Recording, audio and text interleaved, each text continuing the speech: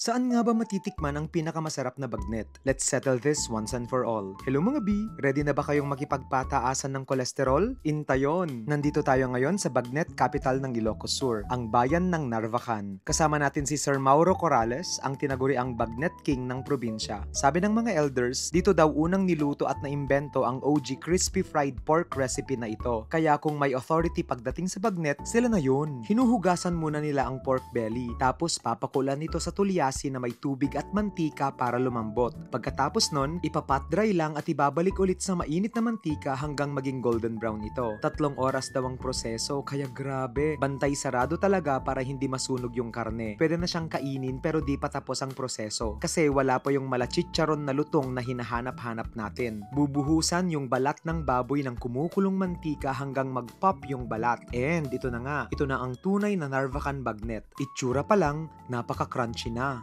Of course, taste test. Hindi pwedeng hanggang nood-nood lang kami ng proseso. Titikman at hahatulan namin ito. And grabe, the moment na kumagat ako, boogs! Sumasabog sa lutong.